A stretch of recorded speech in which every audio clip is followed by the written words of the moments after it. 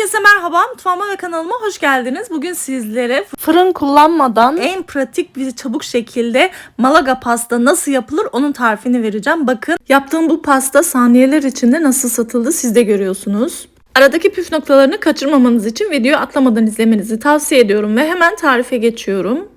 Öncelikle pastamızın tabanını hazırlıyoruz. Bunun için petibör bisküvi kullanacağım arkadaşlar. Ben 3 paket Leibniz Butterkeks kullandım. Türkiye'de yaşayan takipçilerim 1 paket petibör bisküvi, kakaolu petibör bisküvi kullanabilir. Öncelikle bisküvilerimi süte batırıp tepsime güzelce diziyorum.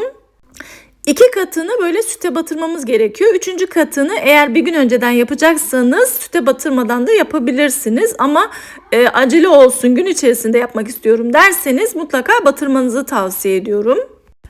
Bu arada bir hatırlatma yapmak istiyorum arkadaşlar. Eğer videomu beğenirseniz beğenmeyi ve bir sonraki videolarımdan haberdar olmak için bildirimleri açıp kanalıma ücretsiz abone olabilirsiniz. Yorum yapmayı da unutmayın inşallah. Bir de beni diğer sosyal medya hesaplarımdan da takip etmek isterseniz eğer Rahma Baylan olarak aramanız yeterli olacaktır.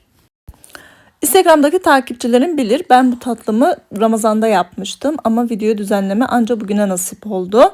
Bir de şunu hatırlatmak istiyorum. Tabanının biraz daha kalın olmasını isterseniz eğer 4 sırada kullanabilirsiniz. Ama tepsimiz büyük olduğu için her sıraya 1 paket gidiyor. Bunu bilerek yapın lütfen. Evet arkadaşlar, şimdi pastamızın kremasını hazırlıyoruz. Yarım paket tereyağımı tencereme alıyorum ve üzerine 5 yemek kaşığı dolusu un ilave ettikten sonra unun kokusu çıkana kadar bu şekilde kavuruyorum. Evet, unumun kokusu çıktı. Bu aşamada soğuk 1 kilo sütümü ilave ediyorum.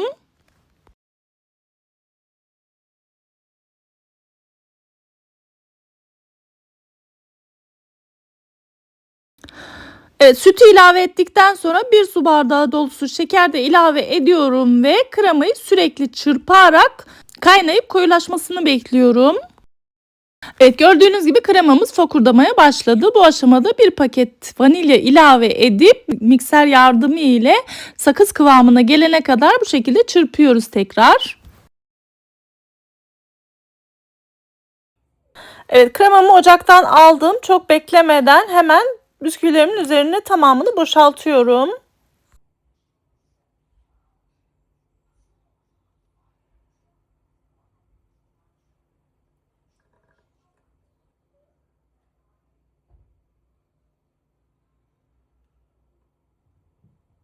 Üzerini de güzelce düzelttikten sonra bir 10 dakika dinlendirip muzlarımızı yerleştiriyoruz. Ben bir tane muzu 3 parçaya bölerek 3'er dilim şeklinde hazırladım arkadaşlar. Dilerseniz yine aynı şekilde bir muzu 2 parçaya bölerek de karşılıklı dizebilirsiniz.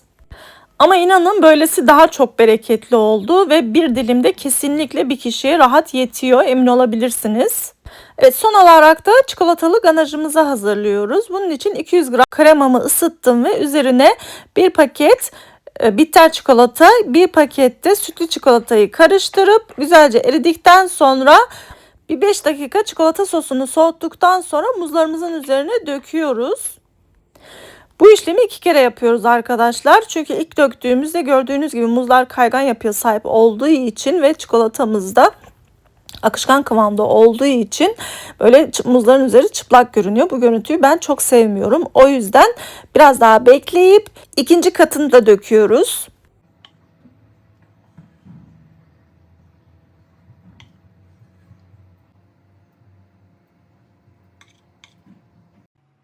Evet, gördüğünüz gibi ilk katını döktüm. İşte tam olarak bundan bahsetmiştim. Bakın çok hoş bir görüntü değil. Siz de görüyorsunuz.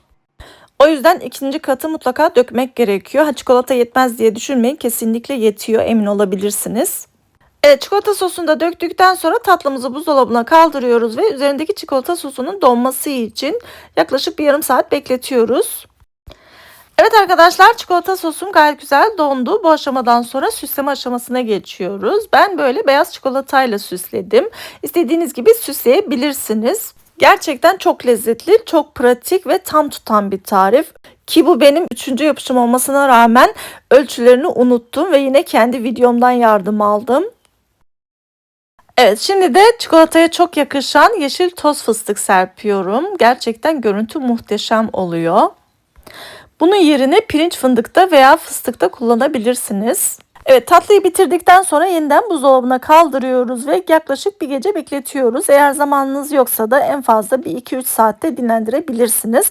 Benim zamanım olmadığı için en fazla bir 3 saat dinlendi ki bu haliyle bile gayet yeterli. Şimdi size hemen kıvamını ve dokusunu göstermek istiyorum ama kesemeyeceğim maalesef çünkü bu satılacak. Evet, burada da satış anını çekmek istedim sizin için. Bakar mısınız? Kapış kapış gidiyor. Beni yakından tanıyanlar verdiğim tariflerimin tam tuttuğunu ve lezzetli olduğunu bildikleri için gördüğünüz gibi sıraya girdiler. Hatta küçük bir kavga bile çıktı diyebilirim. Kesinlikle tavsiye ediyorum. Mutlaka siz de yapın ve sevdiklerinize paylaşın diyorum. Ve hem kanalımı hem de tariflerimi sevdiklerinizle paylaşıp kanalıma da abone olmayı unutmayın lütfen. Bir sonraki yeni ve farklı tariflerimde görüşmek üzere. Allah'a emanet olun. Hoşça kalın.